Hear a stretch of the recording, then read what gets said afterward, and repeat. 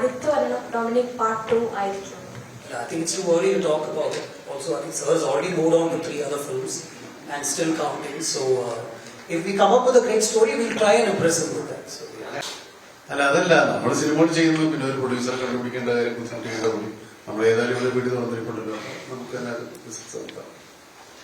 അല്ലാതെ നമ്മൾ ആ സിനിമ പിടിച്ചെടുത്തൊന്നുമില്ല. പുള്ളി ഒരു പ്രൊഡ്യൂസറെ കൊണ്ടുവരേണ്ട സമയം വേണ്ട, നമുക്ക് തുടങ്ങാം. നമുക്ക് പ്രൊഡക്ഷൻ ഹൗസ് ഉണ്ടല്ലോ, അത്രേ ഉള്ളൂ. വേറെ പ്രത്യേകിച്ച് കാരണങ്ങളൊന്നുമില്ല. നമ്മളില്ലാത്ത പണങ്ങളും ഉള്ള പണങ്ങളും ചെറിയ കുളമിക്കുന്ന പണങ്ങളൊക്കെ വരും, നമ്മളെ കൊണ്ടാവുന്ന പോലെ വരും. റിവ്യൂസിലൊക്കെ എടുത്തു പറയുന്നത് എന്താ മമ്മൂക്കയും ഗോകുലേട്ടനും തമ്മിലുള്ള ഒരു കോമ്പിനേഷൻ ഭയങ്കരമായിട്ട് വർക്കായിട്ടുണ്ടെന്നാണ്. എനിക്ക് അത്രല്ല. അതിന് ഗോകുലിന് ആദ്യം നമ്മളിപ്പോ അവന്റെ ഫാദറിന്റെ കൊലീഗാണ് ഞാൻ. അപ്പൊ സ്വാഭാവികമായിട്ടും ആ ഒരു ഫാദറിന്റെ റെസ്പെക്ട് ഉണ്ടാവുന്നുള്ളൂ. അത് സിനിമ കാണരുതെന്ന് ഞാൻ പറഞ്ഞു.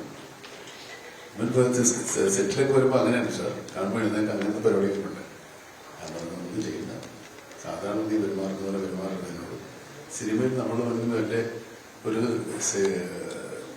സീനിയറും അസിസ്റ്റന്റും തമ്മിലുള്ള ബന്ധം ഉണ്ടാകുള്ളൂ. നീ എന്നെ മമ്മൂക്കായിട്ടോ മമ്മൂട്ടി ചേട്ടനോ മമ്മൂട്ടി സാറായിട്ടോ ഒന്ന് കാണും. അത് മാത്രമേ ഞാൻ അവരോട് പറഞ്ഞു. പക്ഷേ ഈ പ്ലേക്ക് വെരി വെൽ അല്ലേ, അത് നല്ല കോമ്പിനേഷൻ ആയിരുന്നു. ഒരു ബുദ്ധിമുട്ട് നമുക്ക് ഉണ്ടായിട്ടില്ല. അത് ആ എക്സൈറ്റ്മെന്റ് ഉണ്ട് ശരിക്കും ഗൗതമിന് നമ്മളോട് അഭിനയിക്കുമ്പോൾ.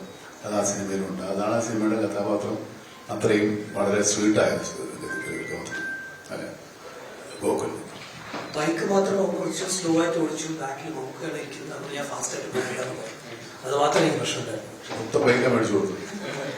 ഈ സിനിമയല്ല നിങ്ങൾ കണ്ട കഴിഞ്ഞ ഒരു 10 സിനിമകളിൽ സിങ്സ് ഔട്ട്. ഈ സിനിമയിൽ മാത്രമേ സിങ്സ് ഔട്ട്. പുള്ളിയെ എടുത്ത് പറഞ്ഞെന്നു. കഴിഞ്ഞ സിനിമകളിലൊക്കെ സിങ്സ് ഔട്ട്. സിങ്സ് ഔട്ട് എന്ന് പറയുന്ന ഒരു വേറെ രീതിയൊന്നുമില്ല. ലോകത്തെല്ലായിടത്തും വളരെ പ്രചാരമായി കാലാകാലങ്ങളായിട്ടുള്ളത്.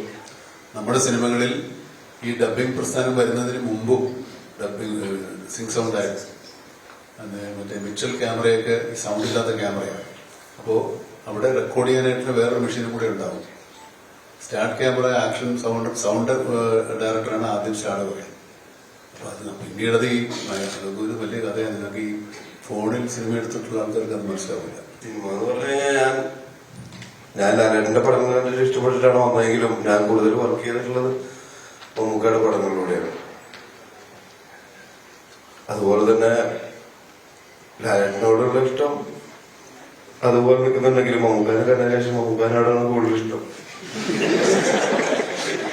കാണുന്നവരെ അതങ്ങനെ ആയിരുന്നില്ലെങ്കിലും കണ്ടതിന് ശേഷം ഓരോ പടം കഴിയും തോറും അത് കൂടിക്കൊണ്ടിരിക്കുകയാണ്. അത് നിങ്ങൾക്കറിയാലോ അതങ്ങനെയാണെന്നുള്ളത്. അപ്പൊ മമ്മൂക്ക എപ്പോ വിളിച്ചാലും ഞാൻ റെഡിയാണ്. അപ്പൊ മമ്മൂക്ക കമ്പനി ആണെങ്കിലും കമ്പനി അല്ലെങ്കിലും